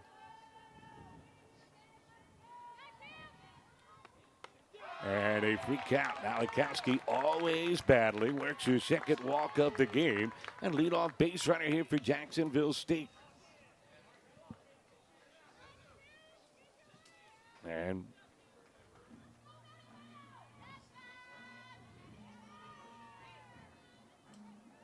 looks like we're going to get a pinch hitter here for the Gamecocks as Maddie Mayo will get an opportunity at the plate. Maddie Mayo with a pinch hit opportunity in the game yesterday. So this is not her first appearance in the tournament, but she was able to reach on an error by the third baseman in the Delaware matchup. Redshirt sophomore out of Tallahassee, Florida, transferred in from Florida Atlantic, second season in the program as she takes outside for ball one. Played only one game in her first season with the Gamecocks. 25 so far this year, actually 26 with a contest yesterday. Anders will get a greeting from Jessie. Second time we've seen Savannah Jessie out to the circle, and she's smiling. There you go. You were asking for whatever Jessie said. It worked. Brought that smile ear to ear from Camden Anders, and she's got good reason to smile.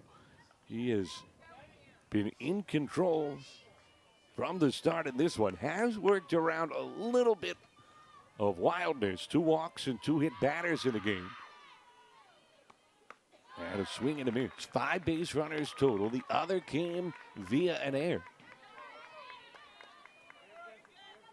And it's funny, she throws ball one, and Jessie comes out to talk to her because even with the walks, they've almost always been ahead of hitters, as that's a swing and a miss for strike 2.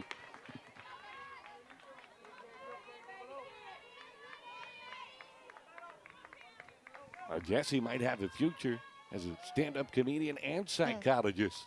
Whatever she said worked is the 1-2 upstairs.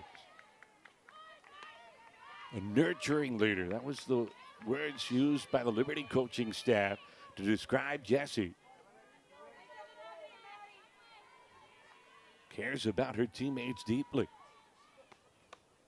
Check swing, doesn't go. We've talked about all the hats that coaches have to wear. Catchers also have to wear a lot of hats. They are field generals. They might moonlight as psychologists with their pitchers sometimes, right? They've got to be comedians. They have a lot of responsibilities back behind the plate too. Mayo lines one to short, coming forward to catch it. Watley, good job by Nowakowski to read it and retreat. But 1 out here in the 6th inning.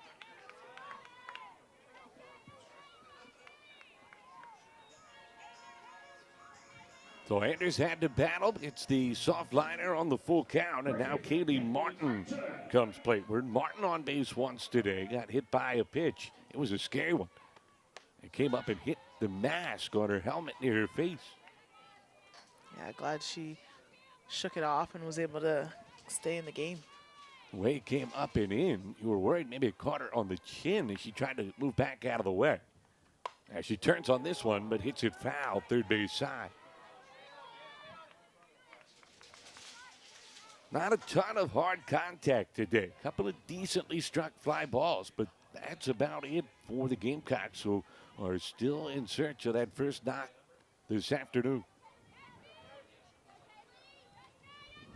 5 outs with which to get it, and they need plenty, down by 6. Otherwise, they'll be back in action later today. A swing and a miss for strike 2.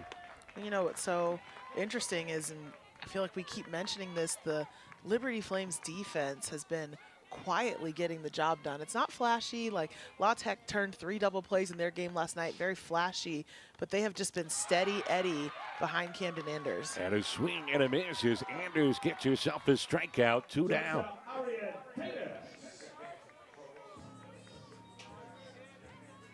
You're right, that defense, which had been a question mark coming in. Now, you don't need it when you're overpowering hitters like that, but it's good to have it behind you as Davis lines it the other way, and there's the first hit of the game for Jacksonville State. It's a gapper for Davis. They'll hold up now Akowski, but 2 in scoring position here for the regular season champs.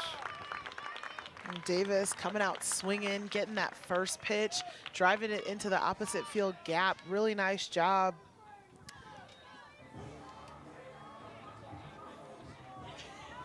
I wasn't sure if Coach Bolin was going to hold the runner there. I was watching her wave the arm, and then she put the stop sign up real late, and good thing she did because Ella Fox came up with a nice throw to the plate.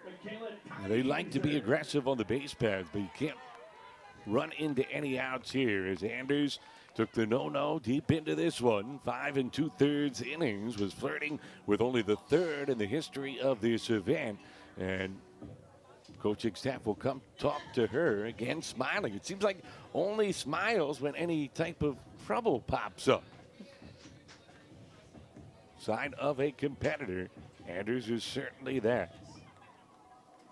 And she was no stranger to this situation. We mentioned it a couple of times. She a fantastic high school career, just overpowered people. 11 shutouts, 3 no-hitters her senior season alone. 6 no-hitters over the course of her career. So she's been here before. She probably lost a few at this stage before, so she understands how to turn the page. Yeah, and honestly, as nice as a no-hitter would be, I'm sure her biggest focus is getting the win and moving on to Championship Saturday and having a chance to propel her team to the final game. Abby Finley loosening in the bullpen just in case for Liberty. And Kaiser will be the batter here for the Gamecocks. Beg your pardon, that one's upstairs. We'll say this. Jacksonville State wearing the exact same uniforms Liberty wore yesterday. Same color scheme and same gray looks. It is confusing the daylights out of my simple mind. Swing and a miss from Kaiser, and it's 1-1. Especially since Jacksonville State is the home team. I used to seeing the gray jerseys from the home squad more often in softball than baseball, obviously, but still a rarity as it's 1-2 to Kaiser. Anders continuing to make the ball dance and disappear behind barrels. She came in with the curve and then a rise there for Kaiser. Tough combinations. What a bounce back. The lefty trying to strand the runners, and she does. A strikeout ends the inning. So she loses the no-no, but keeps the shutout, and most importantly, preserves the 6-run lead. She gets congratulations from her teammate. Her coach loves it. And why not? 6-0 Flames.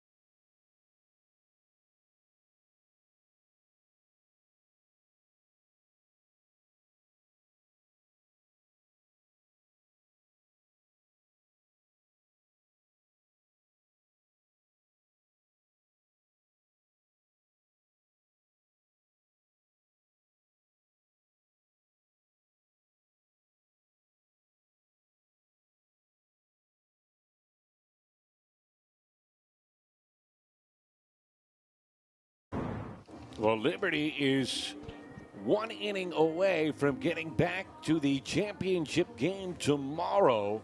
The Flames very familiar with that setting. They've won each of the last two Conference USA softball championships. We're wondering, would we get a new winner for the first time since 2023 when Middle Tennessee captured the crown? WKU, who will take the field next, still very much alive. They won it in 2021, but it's the Flames that have been controlling things recently and have controlled this week as a third pitcher into the contest for Jacksonville State. McKinley Portillo enters for the Gamecocks.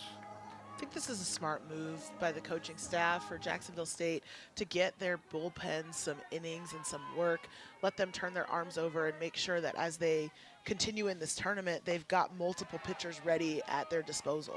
Ashley Phillips, the first batter that, I beg your pardon, Bryn McManus, the first batter that she faces for strike one. And it's 1 ball and 1 strike. Portillo, who has set new career highs in appearances, complete games, and innings pitched this year. Her one issue, though, has been the long ball. 13 of them. As that's in for a strike 1 and 2.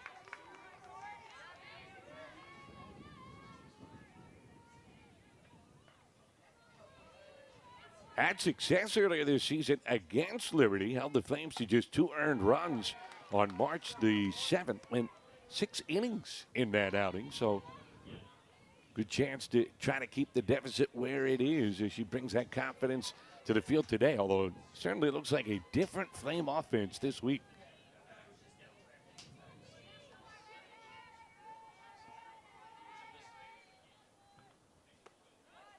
Two balls and 2 strikes. Even yesterday when WKU held them to 3 runs, it felt like it should have been more. Liberty just putting so much pressure on opposing pitchers, so many base runners, so many opportunities, and then all that power finally breaking through today as that one just barely missed.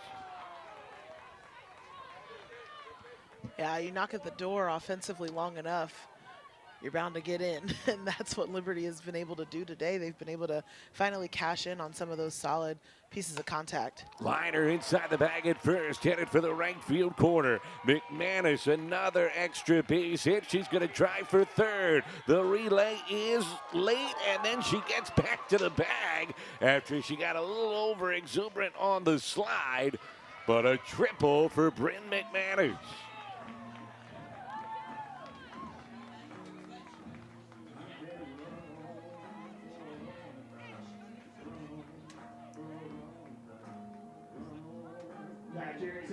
Talk about running the bases hard right to the end of the game. McManus almost slid all the way into the Jacksonville State dugout.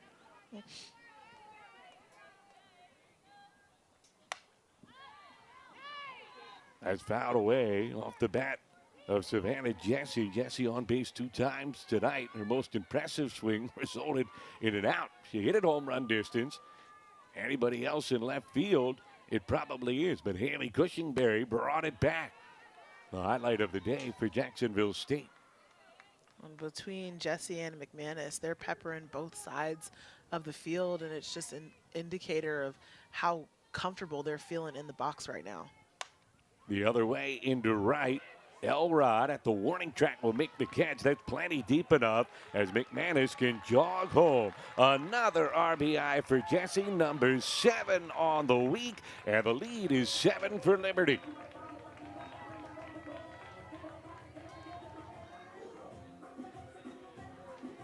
Designated player Alexia Carrasquillo.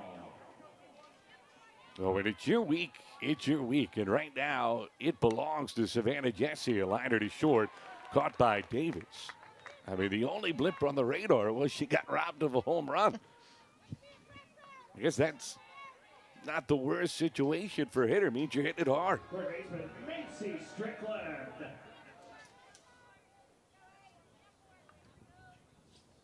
Strickland takes low and inside.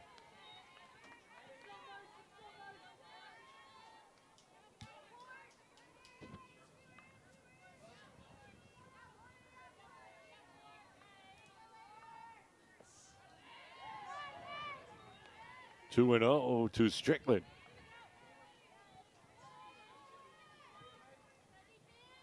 Jesse just 2 runs batted in shy of setting the all-time record on this stage as that one bounced to short.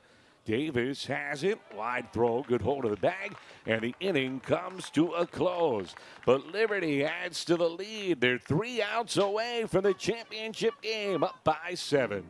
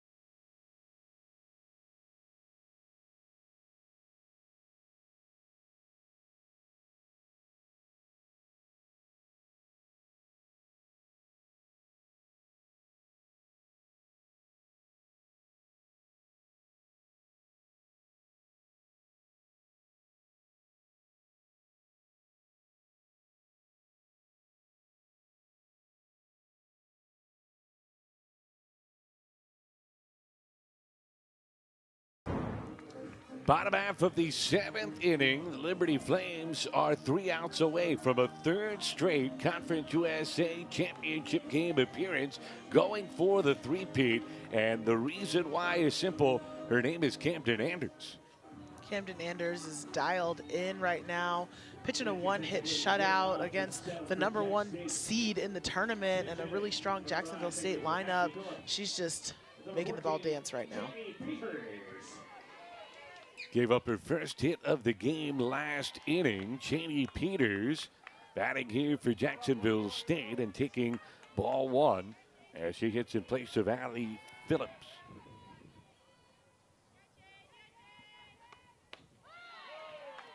Two balls and no strikes to Peters.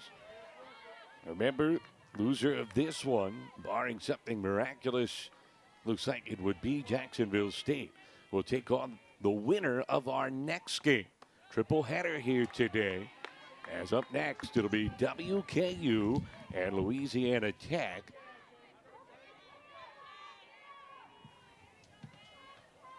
And then after that, the winner goes on to the championship game. As a get me over pitch, Anders finds the zone. The Gamecocks will watch intently what happens up next. Gamecocks team that has not dealt with a ton of adversity this year, as that one's outside, and a leadoff walk for Peters. And how could you with the record they have put together? 24-3 in the regular season in conference play, 30 games above 500 overall. Shut out Delaware yesterday by the same score they have a lead in this afternoon. J.C. Underwood, the hitter. Still 3 outs to work with. Maybe some magic up the regular season champ sleeves. You never know. Beauty of this sport, there is no clock to run out. You got to get all the outs. Underwood 0 for 2 and takes a strike, 0-1.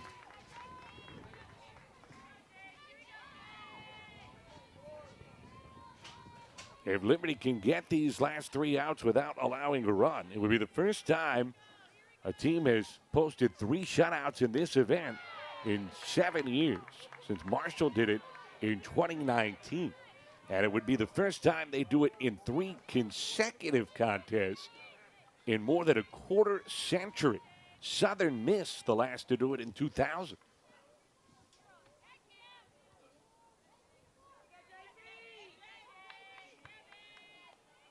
Liberty out hitting Jacksonville State today 9-1 as Underwood rolls it back through the circle. The shortstop on the other side of the bag, and Watley pulls Roberts off. And 2 on with nobody out, so not so fast.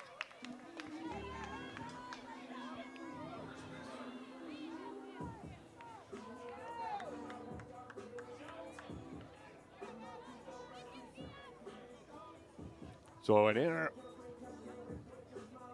on Watley as it pulled Roberts off the bag. Jesse, a word here with our home plate umpire, Jim Cooper. And Haley Cushingberry will be the batter for Jacksonville State. Infield always has to play in against the speed of Cushingberry. Had the highlight catch earlier today. Decent chance she might make Sports Center. She stabs at the bunt and misses for strike 1. Hard to imagine there'll be 10 better plays in the country today.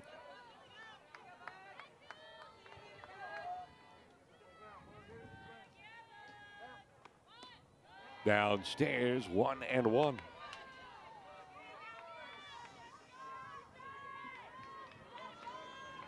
So maybe some fatigue for Anders. There is activity in the Liberty pen. Remember, she has thrown 2 straight complete games. And fouls that one back to Cushingberry. It's 1-2. The good news for Anders, it was a shortened complete game in the opener. She only had to go 5 thanks to the run rule victory over Louisiana Tech. That saved her some work on that left arm. As that's fouled away off the body of Jesse's to the ball and 2 strikes to the left fielder.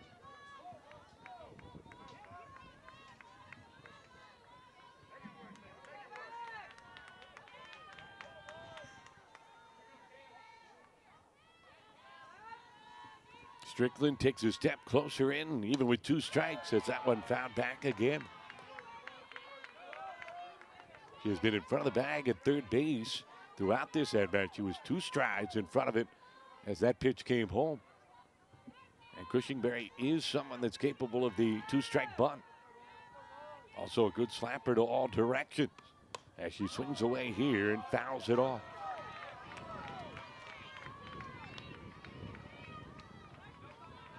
A very blustery day at the Delaware Diamond. Wind has been blowing and playing a factor on the ball in the air all afternoon long. And that one misses outside, and it's 2-2 to Cushingberry. Well, you want to get to the championship game. It's never going to be easy, especially against an opponent like Jacksonville State. It had been simple until this point, but now 3-2 to the 9-hole hitter.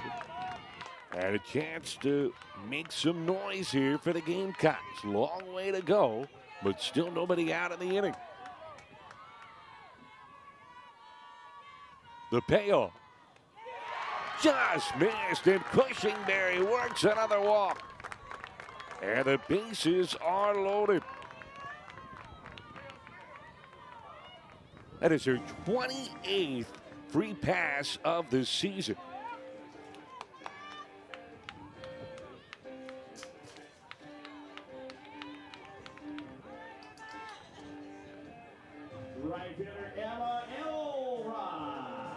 That's why that on-base percentage, 200 points, higher than the average this year. And Anders will get another conversation. We'll see how much longer they let her go. The righty action continues up in the pen. Abby Finley has been tossing now for the better part of 2 innings. But you see the freshman from Toronto, Canada, has been waiting for her opportunity on the big stage. Pitching depth, not as significant as we have seen in years past for Liberty. Coaching staff says the talent is there. There's plenty of it. They are just so raw and so inexperienced. They're all going to be so good, but they've all taken some turns battling inconsistency. For Anders, it was getting thrown into the fire against elite competition right away. She began her first year as a primary starter. Here's Elrod. And she takes strike one on the outside edge. Elrod 0 for 3 with a strikeout. Try to pass the bat here for Jacksonville State, and foul tips it into the glove of Jesse and buried in an 0-2 hole.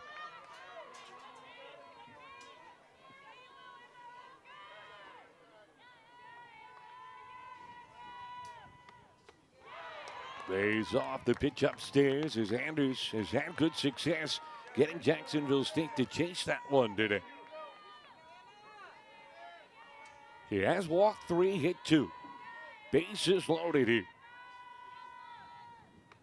And a swing and a miss. Strikeout for Anders. Number 7. And a first out here in the final frame.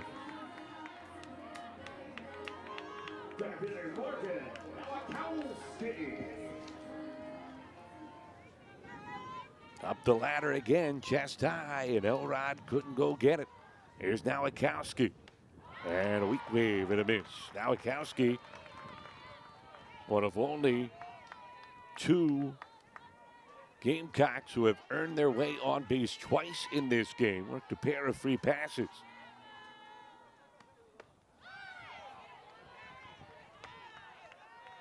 One ball, 1 strike to the center fielder. Part of this program. Consummate leader for this Jacksonville State squad. Everybody can look to her for inspiration and advice. But behind the count at 1-2.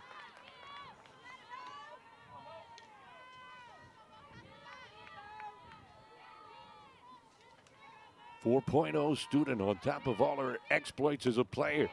As she takes high for ball 2. Early in her career was twice named an A-Sun All-Tournament team selection. Hit a grand slam in the postseason against Austin Peay. And she hits this one in the air, right field. It's deep, and McManus can't get it off the top of the fence. 2 runs will score. They'll hold Cushingberry at third. It's a double, and Jacksonville State is on the board.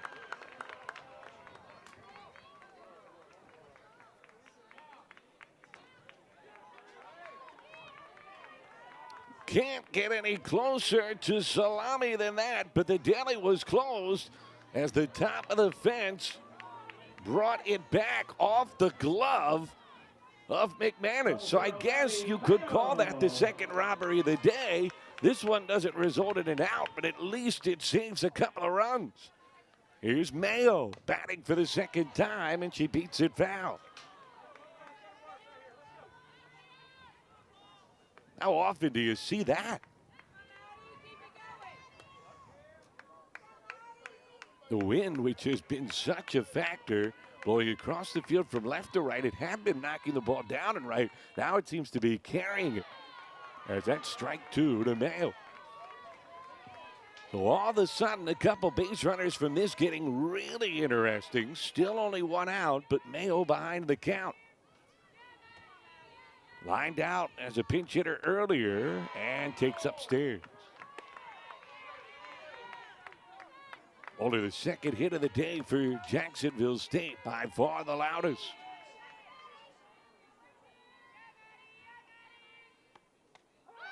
And a called third strike.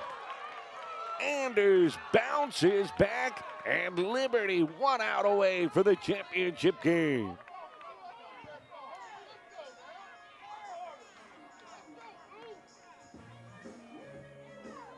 Right back to all business. Kaylee Martin, who she's fanned twice.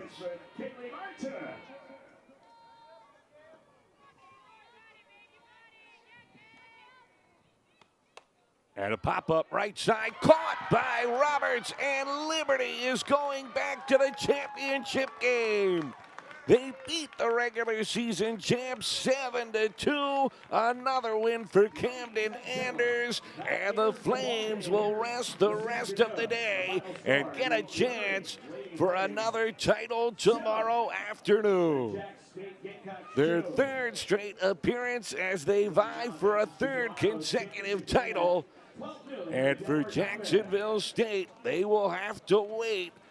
And we'll take on the winner of our next game, Louisiana Tech and WKU, for a right at another chance to face the Flames.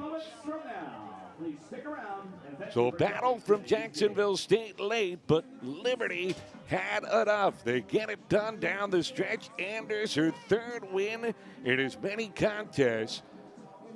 And it is Liberty on to the championship. As we look at our bracket, it's tomorrow, 12 noon on CBS Sports Network. We still have 2 more games to come today on ESPN Plus.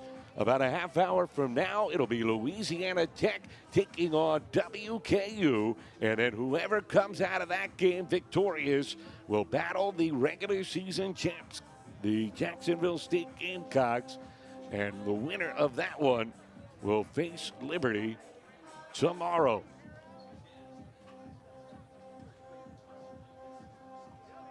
The teams joined in prayer after the game in the circle. Good sportsmanship and remembering what matters most as they come together. And what a win for the Flames as they now will get to rest, do a little scouting, and probably hope that the games that follow just last and last and last. Right now they get to celebrate as Liberty gets yet another victory.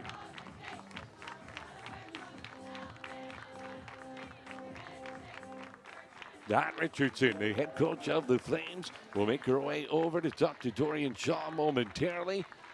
Liberty, what a performance this week. 9-0 in game 1 against Louisiana Tech. 3-0 yesterday against second-seeded WKU. And then 7-2. Took a no-hitter into the 6th inning, a shutout into the final frame, and got the win. And now here's Dorian Shaw with their head coach. All right, Dr. Dot, Jacksonville State threw their best at you. Talk to us about your offensive plan early in the game against McKenna Moore today. Well, we knew that Moore was going to throw because she's the pitcher of the year for the conference. So you have to go with your best, and that's what they did. And I think they saw a lot of good hitting. I mean, basically discipline, and our hitters are seeing the ball, and praise the Lord, let's just keep it going. Certainly, and obviously, Camden Anders, another stellar game in the circle today. She went hitless through 5 2/3. Talk to us about strategy-wise, what pitches are working for her, and why is she being so successful? Well, she has an advantage because she is a lefty, and then her ball is really moving, and she's gained more speed. And through the season, we knew we had to give more reps to her because getting that experience has really helped her a lot. And she's just zoned in right now. We're so proud of her. All right, awesome. Well, congratulations. Thank we will you. see you back again tomorrow. Thank you. Keep watching, everyone. It's exciting, isn't it? God bless each and every one of you. Go Flames. Excellent stuff. It started with the governor throwing out the first pitch, and then it was the Flames putting on a show, a long ball onslaught, and the Liberty Flames will vie for a third straight conference championship. Even with the defensive exploits of Cushingberry, not enough for Jacksonville State. They'll have to win later today to get back to the title tilt. Another game up next, WKU and La Tech. For Dorian Shaw, I'm Matt Janis. All games airing on the ESPN Network are streaming live, archived on the ESPN app. This has been a presentation of ESPN.